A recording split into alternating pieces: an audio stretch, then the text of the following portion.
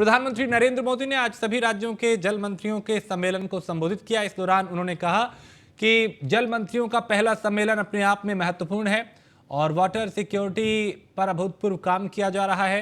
Water vision 2047 अगले 25 साल की महत्वपूर्ण यात्रा का विजन है।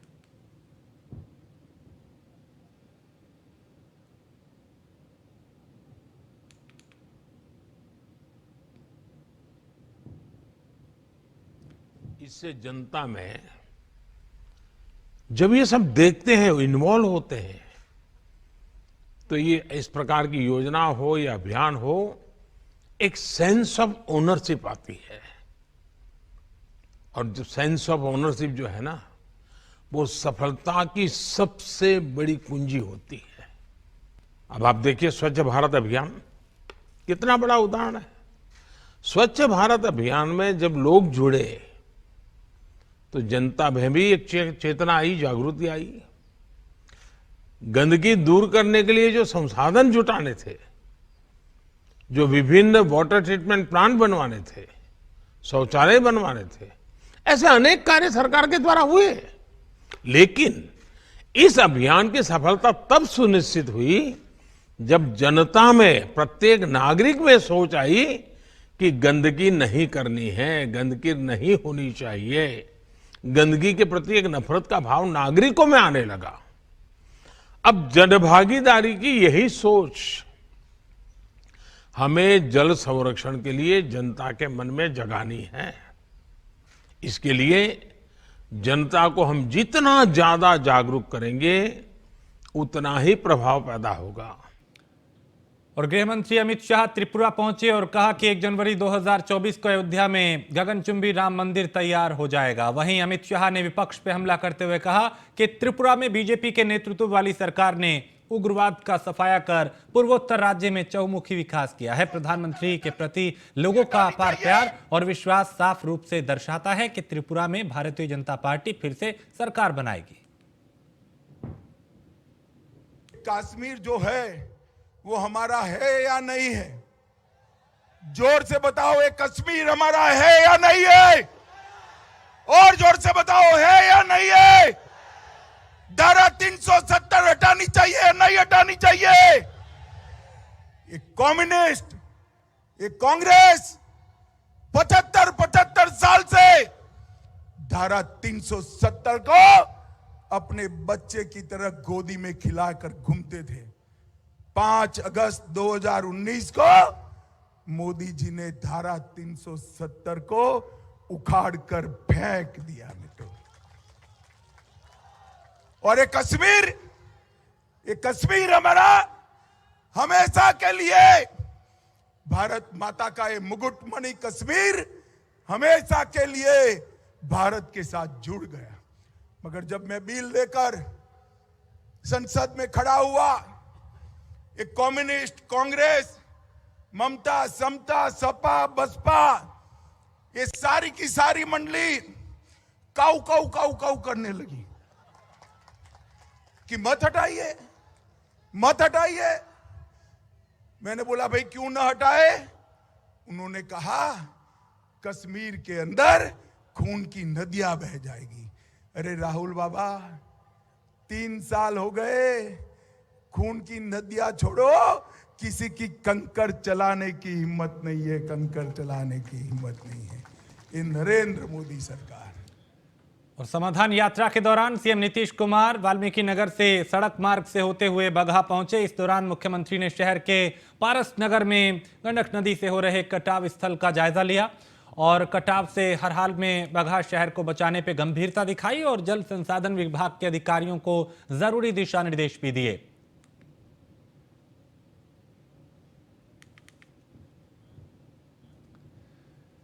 और खबर बिहार के मुजफ्फरपुर से है, जहां पटना और मनियारी थाना पुलिस ने संयुक्त रूप से कार्रवाई करते हुए विदेशी शराब से भरे एक ट्रक को जब्त किया है। साथ ही मौके से ट्रक ड्राइवर समेत 3 लोगों को भी गिरफ्तार किया है। मामले की जानकारी देते हुए पुलिस ने बताया कि ट्रक का नंबर पश्चिम बंगाल का है। फिलहाल जब्त शराब की गिनती की जा रही है, कीमत का अंदाजा लगाया जा रहा है। साथ ही आरोपियों से भी पूछताछ की जा रही है कि वो कहां से इस शराब को ला रहे थे, कहां पहुंचाना था और इनके साथी कौन है, सरगना कौन है, कब से इस काम को अंजाम दिया जा रहा है। तमाम सवाल जिनके जवाब तलाशे जा रहे हैं। विशेष इकाई के माध्यम से सूचना प्राप्त हुई कि मुजफ्फरपुर से बंगाल से चल के इस ट्रक आ रही है जो मुजफ्फरपुर समस्तीपुर की ओर जाएगी। टीम को द्वारा सूचना दी गई कि इसको घेराबंदी करिए, हम लोग पीछे से आ रहे हैं। दोनों टीम के माध्यम से एक ट्रक जब्त किया गया जो बंगाल नंबर, उसमें 3 व्यक्ति को अरेस्ट किया गया। छानबीन की जा रही है। कारखाना इसमें बना हुआ था, खोल के देखने पर शराब बरामद हुआ जो काउंटिंग की जा रही है। विशेष लोगों की पूछताछ की जा रही है। उसके बाद कुल कितने लोगों की गिरफ्तारी है सर? इसमें 3 लोगों की गिरफ्तारी की गई है जो पूछताछ की जा रही है। और बिहार के कटिहार स्थित कोलासी पुलिस शिविर में मूलभूत सुविधाओं के अभाव में पुलिस कर्मियों को कई तरह की दिक्कतों का सामना करना पड़ रहा है। पुलिस कर्मियों के लिए ना पीने का पानी है और ना ही सिर छुपाने के लिए छत है। नतीजा ये कि एक झोपड़ी नुमा मकान में रहकर ड्यूटी करने को मजबूर हैं। लिहाजा पुलिसकर्मी अब अपने आप को असुरक्षित महसूस कर रहे हैं। न्यूज़ वन इंडिया की टीम ने पुलिसकर्मियों के इस हालत का जायजा लिया। बहुत कठिनाई से रह रहे हैं। राइफल गोली है, हथियार है, फूस का घर है, हर हमेशा डर रहता है इसमें लगे हुए कि कब क्या हो जाएगा। अब बहुत कठिन से रह रहे हैं इस ठंडी में। चारों तरफ से हवा भी, पछुआ हवा भी लग रहे हैं। यहाँ का पोजीशन तो सर बहुत खराब है। जब समझिए कि थाना का पुलिस से सुरक्षित नहीं है तो आम पब्लिक का तो छोड़ ही दीजिए। कभी दीवार कच्ची घर में रहता है, कभी दीवार गिर जाता है, कभी कुछ हो जाता है, तो आम जनता और नागरिक का क्या होगा? पुलिस ही सुरक्षित नहीं है। पुलिस ही सुरक्षित नहीं है। ये हाल है यहाँ कोलासी का स्थिति। बिल्कुल आप पीछे देख रहे होंगे, टूटा फूटा बिल्कुल घर है। ये लोग किस तरह रहते हैं ये तो भगवान भरोसे है। और ये कोलासी पुलिस शिविर जो है इसके अंतर्गत 4-5 पंचायत आते हैं। खबर पंजाब से है, जहां पंजाब के ही मुखिया की शिकायत पटियाला के डिप्टी कमिश्नर से की गई। दरअसल कुछ दिन पहले पंजाब के मुख्यमंत्री भगवंत मान ने गुरु की गोलक के बारे में बयान दिया था, जिससे नाराज होकर सिखों द्वारा आज डिप्टी कमिश्नर पटियाला को एक मांग पत्र दिया गया। गुरुद्वारा प्रबंधक कमेटी के मेंबर के मुताबिक पंजाब के मुख्यमंत्री ने बयान दिया था कि गुरु की गोलक का गलत इस्तेमाल होता है। इस बयान का हम कड़े शब्दों में निंदा कर रहे हैं। महामारी के समय सरकारें घर के अंदर घुस के बैठ गई थी, उस वक्त इन गोलक द्वारा ही लंगर लगाए गए थे। पिछले दिनी जो पंजाब के मुख्यमंत्री ने गुरु घर की गोलक प्रति श्रोमणी कमेटी मैंबर साहबान एक बड़ा बहुत ही घटिया तो अफसोसनाक बयान दिता है। असीं उहदी निखेधी करते हैं। मुख्यमंत्री साहब नूं बेनती है, तुसीं एक संविधानक अहुदे ते बैठे हो, ये सियासत नहीं धर्म की गल है, तुहानूं ये बयान सोच के देने चाहिए ने। हुण ज्ञानित असीं दस दईए, श्रोमणी कमेटी मैंबर का हल्का MLA नालों वड्डा हुंदा है। MLA नूं तनख्वाह मिलती है, पेंशन मिलती है, सुख सहूलतां मिलदियां ने। श्रोमणी कमेटी का मैंबर निष्काम सेवा करता, ना कोई भत्ता लैंदा ना कोई तनख्वाह लैंदा, वो घरों तेल फूक। ਮੈਮੋਰੈਂਡਮ DC ਪਟਿਆਲਾ ਨੂੰ ਦੇਣ ਲਈ ਪਹੁੰਚੇ ਆ ਉਹਨਾਂ ਦੇ ਖਿਲਾਫ ਕਿ ਉਹ ਜੋ ਅਫਸੋਸਨਾਕ ਬਿਆਨ ਉਹਨਾਂ ਨੇ ਦਿੱਤਾ ਸਿੱਖ ਸੰਸਥਾਵਾਂ ਦੇ ਖਿਲਾਫ, ਲੰਗਰਾਂ ਦੇ ਖਿਲਾਫ, ਗੁਰੂ ਦੀ ਗੋਲਕ ਦੇ ਖਿਲਾਫ ਜੋ ਬਿਆਨ ਦਿੱਤਾ, ਉਹ ਇਹ ਜੋ ਵਰਤੀ ਗਈ ਹੈ ਸ਼ਬਦਾਵਲੀ ਉਹ ਵਾਪਸ ਲੈਣ। ਅਗਰ ਉਹ ਨਹੀਂ ਵਾਪਸ ਲੈਣਗੇ ਤੇ ਉਹਨਾਂ ਤੇ ਕਾਰਵਾਈ ਲਈ ਉਹ ਤਿਆਰ ਰਹਿਣ। ਮੇਰੀ ਬੇਨਤੀ ਹੈ ਕਿ ਮੁੱਖ ਮੰਤਰੀ ਸਾਹਿਬ ਉਹ ਕਮੇਟੀ ਤੋਂ ਬਾਹਰ ਆ ਕੇ ਪੰਜਾਬ ਦੇ ਸ਼ਹਿਰਤ ਜਿਹੜੇ ਮਸਲੇ ਆ, और क्योंकि पंजाब के लोगों ने उन्हें बहुत बड़ी जिम्मेवारी दी। और पंजाब के खन्ना में GT रोड पे निर्माणाधीन इमारत की दीवार गिरने से बड़ा हादसा हो गया। मलबे के नीचे दबने से एक मजदूर की मौत हो गई, जबकि 11 लोग घायल हुए। हादसा GT रोड पे सूद मार्बल के बैक साइड इमारत के निर्माण के दौरान हुआ। घायलों को नजदीकी अस्पताल में भर्ती कराया गया। पुलिस फिलहाल मामले की जांच कर रही है।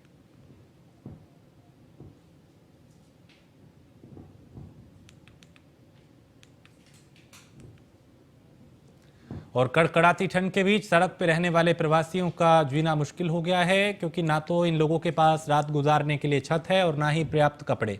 ऐसे में पटियाला में रहने वाले प्रवासी लोगों ने ठंड से बचने के लिए सरकार से मदद की गुहार लगाई। फिलहाल अलाव का सहारा लेकर ये लोग ठंड की सर्द रातों में रात काटने को मजबूर हैं।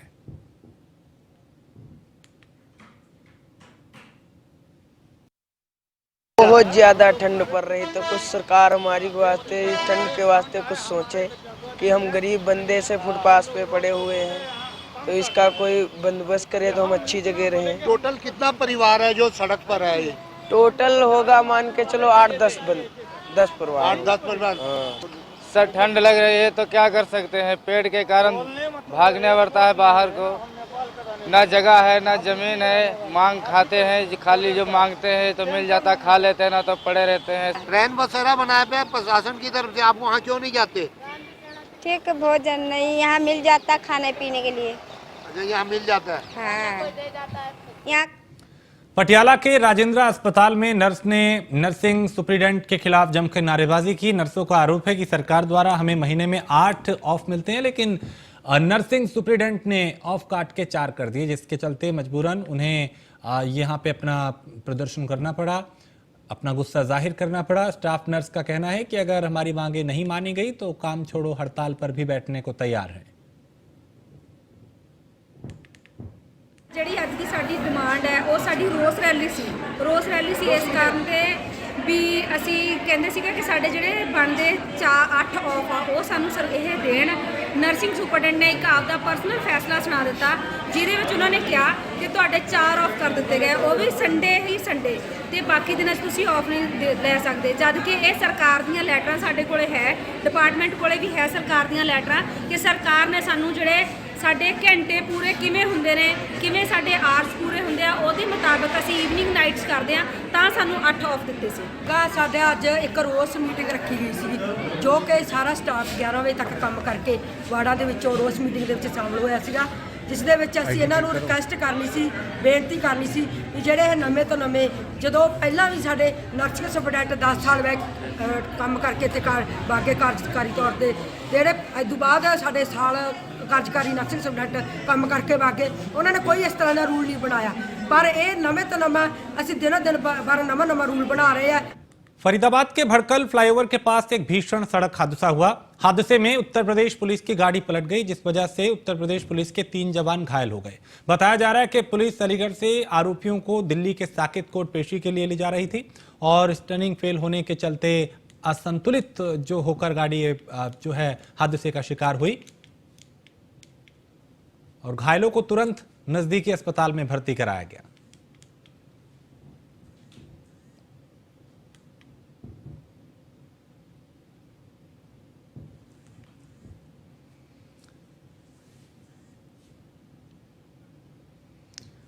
और दिल्ली के कंजावला हिट एंड रन मामले में दिल्ली पुलिस की जांच में कई अहम जानकारियां सामने आई हैं। दिल्ली पुलिस के special CP law and order Sagarpreet Hooda ने बताया कि इस मामले में 2 अन्य आरोपियों की भी संलिप्तता सामने आई है। एक आरोपी आशुतोष है, जिसके पास से जो पकड़े गए आरोपी हैं उसकी कार मांग कर लाए थे, और वहीं एक अन्य आरोपी अंकुश भी इनके संपर्क में था। पुलिस दोनों आरोपियों की तलाश कर रही है। वहीं पुलिस जांच के दौरान यह भी सामने आया कि आरोपियों ने पकड़े जाने के समय जो बयान दिया था वो भी गलत है।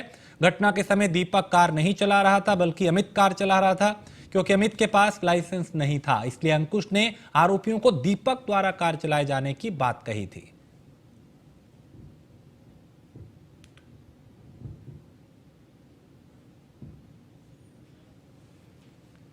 और दिल्ली महिला आयोग के अध्यक्ष स्वाति मालीवाल ने अंजलि मर्डर केस को सीबीआई को ट्रांसफर करने का सुझाव केंद्र को भेजने की तैयारी की है। और दिल्ली पुलिस के आयोग के सामने हाजिरी में दिए जवाब में दिल्ली महिला आयोग नाखुश है। आयोग का कहना है कि निधि का फोन अब तक जब्त नहीं किया गया और अब तक सीसीटीवी फुटेज नहीं खंगाले गए। केस में धारा 302 नहीं लगाई गई। हादसे की रात पुलिस का रिस्पॉन्स बेहद खराब रहा। चश्मदीद गवाहों का 164 बयान दर्ज किया गया। दिल्ली महिला आयोग ने दोषी पुलिसकर्मियों पर कार्रवाई की मांग की है। आज अंजलि के केस में हमने दिल्ली पुलिस को समन करा था। दिल्ली पुलिस के सीनियर ऑफिशियल्स आए हैं और उन्होंने हमें एक जवाब दिया है। जब हमने उनसे पूछने की कोशिश करी कि उन्होंने किस तरीके की जांच करी है, तो उनकी जांच में बहुत सारे प्रश्न चिन्ह निकल कर आए हैं। मेरी ये रिकमेंडेशन है केंद्र सरकार को कि ये केस तुरंत दिल्ली पुलिस से लेके सीबीआई को ट्रांसफर कर देना चाहिए, क्योंकि अभी तक जो दिल्ली पुलिस ने जांच करी है इस केस में, वो मेरे हिसाब से बिल्कुल चिंताजनक है और संतुष्ट करने वाली। और सहरसा में चल रहे 1 महीने की महायोगिनी मेले में पिछले दिनों चैन स्नैचिंग करने का मामला सामने आया, जिसे लेके निजी अखबार के ब्यूरो के द्वारा मेला संयोजक कुमार अमृतराज पे सीसीटीवी कैमरे में अनदेखी करने का आरोप लगाते हुए कई तरह के आरोप लगाए गए। महिलाओं के साथ चैन स्नैचिंग नहीं होती, इसको लेकर मेला संयोजक कुमार ने प्रेस को संबोधित करते हुए बताया कि निविदा के आधार पर होने वाली जो मेला है उसका संवेदक व आयोजक हूं और बताया कि सहरसा जिले के एक हिंदी दैनिक अखबार के ब्यूरो चीफ द्वारा बराबर मुझसे अनुचित मांग की जाती रहती है। कल एक बहुत बड़ी घटना घटी जिसमें मेरे द्वारा कुछ वीआईपी पास निर्गत किया गया था और उनका डुप्लीकेसी करके स्कैन करके कुछ लोग 1000 रुपया में उस पास को बेच करके और मेला ग्राउंड में भेज दिया गया था। तत्काल पुलिस प्रशासन और मेरे वॉलंटियर की ओर से 3 व्यक्ति को पकड़ा गया, जिसमें एक संदिग्ध को हमने थाना भी भेज दिया था। जांच की कार्रवाई चल रही है और मेरे द्वारा जो पास निर्गत किया गया था उसे मैं रद्द भी कर दिया हूं और दूसरा पास छपाने का। खबर बगहा के दोआबरी यात्रा के दौरान नीतीश कुमार ने कहा कि फरवरी में समाधान यात्रा की समाप्ति व विधानसभा का बजट सत्र के बाद नीतीश कुमार मुख्यमंत्री देश यात्रा पर निकलेंगे और दौराबड़ी में विकास कार्यों का निरीक्षण और जल जीवन हरियाली के तहत तालाब में मछली के बच्चे छोड़ने के बाद मुख्यमंत्री गांव के भ्रमण पर निकले, जिससे ग्रामीणों में भी काफ़ी उत्साह दिखाई दिया।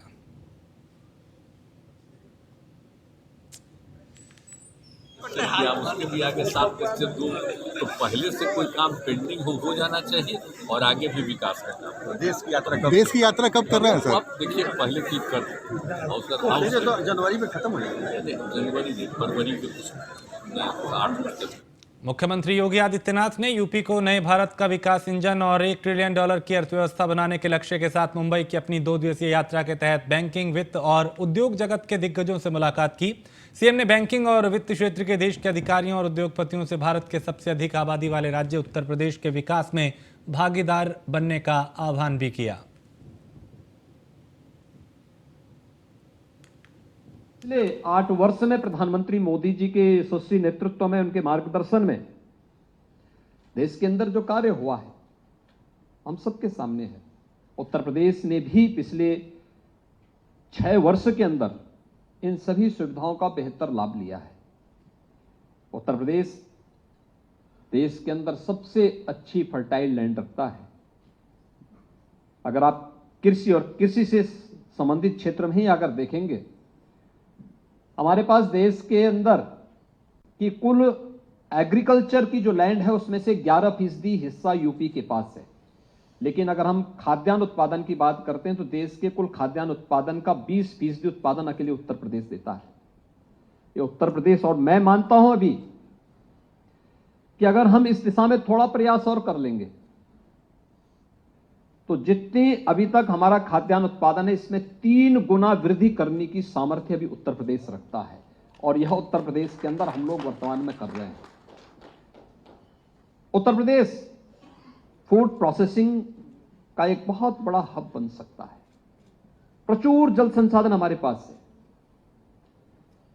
दुनिया की सबसे अच्छी उर्वरा भूमि हमारे पास है।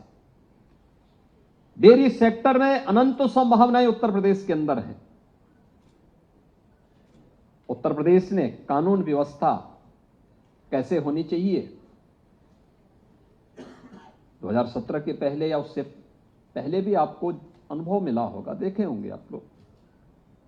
हर दूसरे तीसरे दिन एक दंगा होता था। 2017 से 2022 के बीच में यूपी में कोई दंगा नहीं हुआ, एक भी दंगा ना होना। कहीं भी कोई सुरक्षा में सेंध लगाने की बात तो बहुत दूर है, कोई उधर सोच भी नहीं सकता है। आज ये स्थिति उत्तर प्रदेश के अंदर है।